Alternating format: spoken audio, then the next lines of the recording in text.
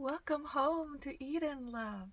So let's talk about how to harness our spiritual power in these dark times and what the secret is to succeeding with moving on the demons, moving on from them, moving over beside the reality that is frightening to us and entering the one that we know is the one we want to create, co-create, right? So here's some ideas for you. When I'm noticing the success in the disappearance of demons, the changing of negative outcomes, um, the the political situation when people actually turn it around, I noticed this interesting thing that is talked about very clearly in the book Reality Transurfing by Vadim Zeland. Um, well, what he says a lot in that very thick book, it's like 700 pages long. I read most of it, and I was like, shit, this is hard to explain. But then he finally put out a condensed version called Reality Transurfing in 78 Days. I recommend that one. But he's talking about these pendulums of intensity, right? So you have a certain kind of Christianity that's a giant pendulum that is so big on the planet that it crushes people, and you can't get in its way without getting crushed in a certain kind of way. He talks about the whole idea of capitalism is like that. It's its own pendulum, and if you try to fight capitalism, pretty soon you're destitute and poor. You don't have a dime. It crushes you. But you want to be able to get out of the way of these pendulums, and that means stepping aside. And when I see people succeeding in shifting reality for themselves and for others in the world, I notice this thing where they're not doing it head on. They are doing something else with the intention of getting rid of that negative sphere of energy, and at least sidestepping it for themselves and their family and others in the world. And like Extinction Rebellion, they do it. That they're a group to fight climate change, and they're pretty head on. And sometimes they get put in jail, and that's when they're nailing it head on. They're trying to come up against the pendulum. And in other times, they do these art pieces that are so imaginative and so evocative. They don't get put in jail at all. It just sort of shifts everybody's reality when they see them. Just like Greta Thunberg, when she was sitting there on the steps, a little girl with the sign, I'm not going to school anymore because this world is too sick and you guys have to deal with the climate emergency. It just moved people, right? But she wasn't attacking anything in particular. She was just doing her thing, stepping out of the game. So yeah, that's all I wanted to say. Just encourage you to do your shifting into the new vibration without fighting, without joining it, without thinking you have to be its opposite and match its energy. You actually don't. You just need to go into the energy of the love and the healing and the medicine energy that is uniting and exciting for you, but stay intentional. See, that's the difference. And because there's a difference when you say, oh, I'm just going to ignore it all, and it's kind of spiritual bypassing. Same with relationship. If you go, oh, I'm fine now, I just block them and I'll never talk to them again. Don't do that to people. No. It's so mean. As opposed to going, well, I don't want to fight with them either, so I'm going to take space for a while till I work on myself, and I work on the energy that I'm carrying, and yeah. So that's all I'm saying. So you can do this thing where, with intentionality, within beautiful intentionality, you move to the side, move around. Think of water like flowing around a boulder rather than trying to smash at it over and over. Just move around it.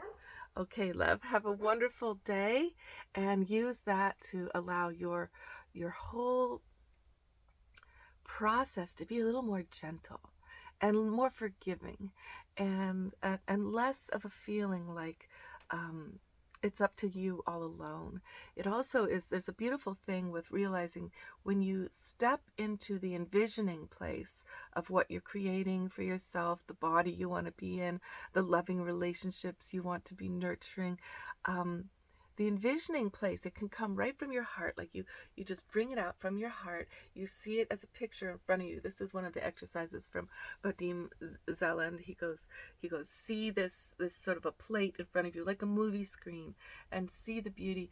Now, one of the things about magical envisioning that I think is important for us to get really comfortable with is that you need to have specifics of what you're envisioning, but also not specifics on any who, what, or where exactly. So there needs to be some energetic openness. So, because we don't want to bombard somebody who doesn't want to be with us, perhaps, or is in their own marriage, or, you want to have your envisioning of the beloved, say, unless you're already in something, it's great to keep them in your heart, but when you're really doing your big manifestations, Spirit knows better. The universe knows better for you who you're supposed to be with, and where it's all aligned. And negative magic will say, oh, I want that person. I want to cast a spell on them and make them love me. And, that kind of stuff, you could say that doesn't work. But sometimes it kind of does. And it's like awful. You get, like, why am I so trapped in this relationship? I can't get out. It's like, somebody put a hex on you. Well, anyway, believe that or don't. It doesn't matter. But what's more important is that in your envisioning prayers, what you're doing is you're going, I'm okay with the way you, universe, are going to answer this. And by not having exact agendas on how the universe is supposed to do it. No, I want that job. That's my favorite job. And the universe brings you to a very different job, but all the things are being met. Socially, you have friends and the money's better and you're enjoying your day and you're getting exercise and you're like, this is just a restaurant. I wanted to be, an executive. But what was your real needs, right? So the universe knows your real needs. And in that letting go, the freedom, there comes another thing into play. Well, where there are things that you really do want. You don't want to give up your executive vision, for example, of this dynamic nonprofit you always wanted to make, and it's going to help the world, right? So there's a way of envisioning where you're opening your heart and you're seeing the movie play out that you're writing, and you let it go at the same time. And then the forces of the universe join you, and they make it happen for you. They bring you the equipment. They bring you the partners. They bring you the financial backing. Because, and this is the thing, it's all about very clear. So in other words, like right now, I need a car. My car's just the guys, the inspection guys, they might as well have totaled my car. My car runs great. Every blinker works, but they're like, now it's got rust and it's got these things. In the future, it'll need this. And they just put a big red R on it. And to fix all those things, there's no way. So, like, it's easier for me to say to the universe, okay, universe, I need another car. I don't know how it's going to happen. I see my car, but not to say I want to have thousands of dollars and a new job that'll pay all this money so that then I can get a car, blah, blah, blah. That's a subterfuge way of saying to the universe, this is how I'll get my car, because you have to give me a job first and pays more, and you have to, 6 months of doing it and saving, blah, blah. Whereas if I just say to the universe, ready for the car, the grant I just wrote might come through. Because, oh my God, if you guys liked Eve's Eden, Her Pillars of Existence, the book that I wrote that just came out on Amazon, you are going to freaking really love Eve's Paradise. Her what's it called? Okay, so here's the book I just put out. Right, it's under Eva Sophia because I needed to protect my mother. So I put it out on a pseudonym, and It's true love stories of goddess dancer. It's all real stories of real magic in my life, right? So the sequel to it is Eve's Paradise, her primary elements. Oh my God, these stories are so intense. I couldn't start with them because you needed an introduction to the kind of magic I'm talking about. But this is your magic. This is what you're capable of. This is the healing power of love.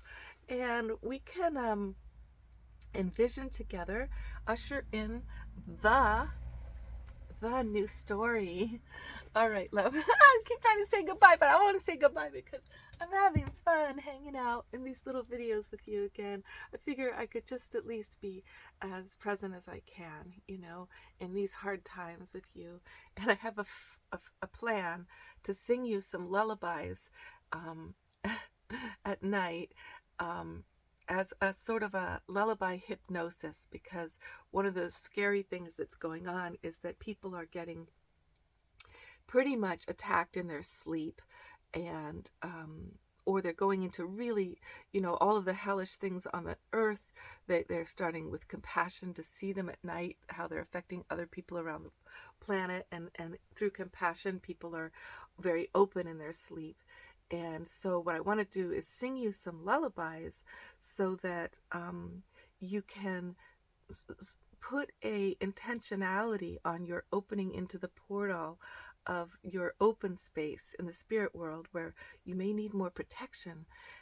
I would really encourage you, call in the protection every night and every morning. Thank you, my love. You'll see some of those coming soon.